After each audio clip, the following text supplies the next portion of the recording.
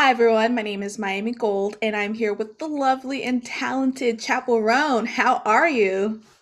Hi, I'm good. How are you? I am fabulous. Thank you so much for coming in to speak with us. We're so excited to have you. Thank you for having me. Of course, so we're just going to hop right into the question. So, you've been performing since you were a kid, but what spurred you to write your own music and have you matured as a songwriter? Um, well, I hope I've matured as a songwriter. I I started writing when I was in high school, just about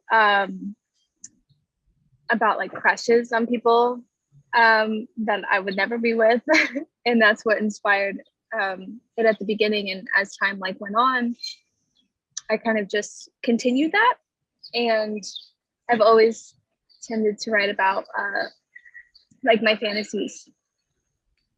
Awesome. And what inspired you to write Pink Pony Club? When I wrote Pink Pony Club in 2019 around Valentine's Day, and I went out to a gay bar, and I was so enthralled with the go-go dancers and just the feeling of the club. It's called the Abbey in West Hollywood, Mhm. and I was just like in shock of the way I felt. It was very spiritual, honestly, and I had never where I grew up, I had never like really experienced that. I'm from a very small town in southern Missouri. And I just it was magical to me. So I just wanted to write a song that kind of captured that feeling. Oh, Got it. And what was it like creating the music video? oh God. The music video was like the best day ever. I've always wanted to like dance my ass off and and in the music video I got to it was all in one day. We had like real drag queens, real bikers. They brought in their motorcycles and like real leather daddies. It was all really it was just so fun. And I was actually nervous whenever I was performing. And then it Aw. and like as the video went on and as the performance went on, like I loosened up. But it was so it was a dream come true for sure. And the industry is all about collaboration. So, what was it like working with Dan Nigro? Dan Dan and I have been working for like a few, almost 3 years now. He pushes me super hard, which is a rare quality to find within the pop industry. I feel like, especially with artists, writers pushing other artists. And that's what I love like the most about him is he just always pushes me to be better, and we don't always have um, the same opinion on things, which is great. But he I remember after we wrote Pink Pony Club, like he looked at me and he was like, "We either made something like really cool or we made something really stupid." And I was like, "I don't know if this song is stupid or not." Like I really couldn't tell. But yeah, he's definitely my favorite collaborator I've ever worked with. And you mentioned impact. So, what do you hope your fans take away from Pink Pony Club? I hope they just feel fun, and like for the queer people who feel stuck in the Midwest or the South or anywhere, maybe even their own homes or their heads, like can somehow find a release within Pink Pony Club, because that's what I felt when I was writing it and when I perform it. Um, it just kind of like soars you into just like another realm of like just dancing and happiness, which is um, what which is why I wrote it. Yeah. Lovely. So, with any project, you just never know like how it's going to be perceived. So, what has been the most surprising outcome from this project? I was really surprised of how like instantly accepting people were of the song, because I don't the music that I wrote before then was not like that at all. It was very, very like dark and really pretty heavy and not super like synthy pop. Um, so I was just really surprised about how accepting my music base was, but also people who I didn't know who started listening to the song. Like it has really brought me a lot of new listeners and a lot of new support, and it's only been positive so far. So I know that's a ticking time bomb, but from what I also don't read every comment, so I probably just don't know the bad ones. Keep it that way, But all positive. mm-hmm, Even Beyonce has like a no scroll rule, so just like look at the positive, don't even look at the comments. mm-mm, mm-mm, um, no.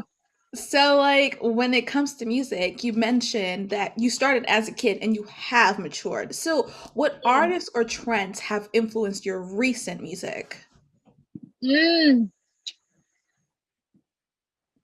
I feel like recent, like newer artists that have inspired me are I love Julia Michaels so much.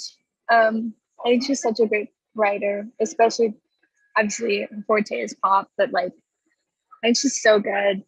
I'm really into I love Fleetwood Mac. I love the Cranberries. I've been really into the Cocktail Twins, trying to like put their kind of like strange synth pop into my writing in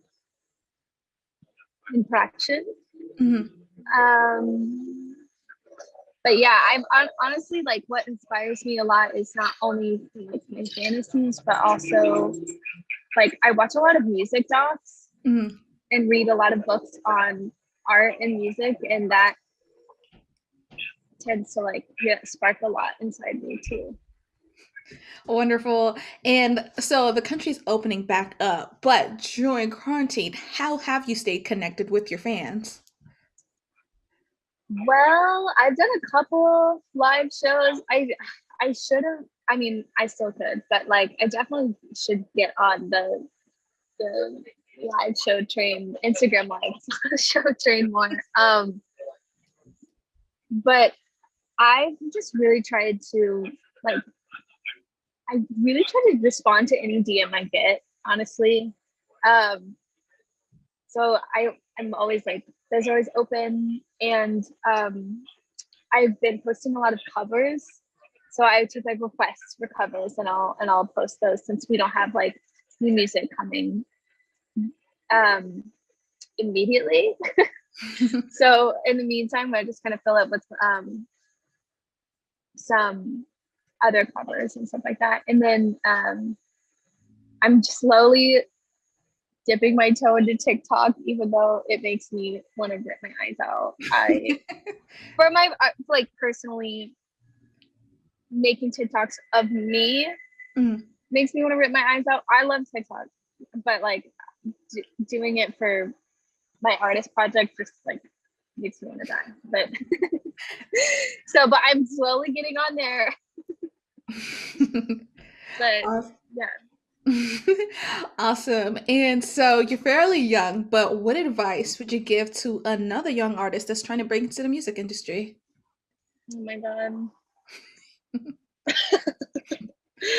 Um, get an entertainment lawyer. First of all, number two, um, focus on what you want. Like knowing what you want is the most important thing in this whole game, I think, because like you don't know what you want, then every like people will start telling you what you want, you know. Hmm. So you have to know what you want, and you have to be really confident, especially as a young female. You know, people just won't trust you or believe you that you know what you're talking about, or even really take you seriously. So if you just really like do your research, know what you want, and really uh, focus on making your craft, whatever that is, producing, singing, writing, performing, whatever, just making that your craft the best you can be. That's what I would say. Is my advice. That is amazing advice. So listen to her, guys. She knows what she's talking about. So what's next from you? Can we expect any music, videos? You mentioned TikTok. So what's happening next? Well, okay, well, hopefully I'll be posting my some TikToks and get my shit together. And um, but for music, um, I'm working on an EP right now, and I'm hoping to release it in the fall. I don't know. I would love to. But we definitely like we're close. So that's to come. Probably maybe a single or two before then. So, maybe Nice. the summertime. Nice. We're super excited. And when it's all said and done, what do you hope Chapel to be remembered for? Oh my God, I've never been asked that question.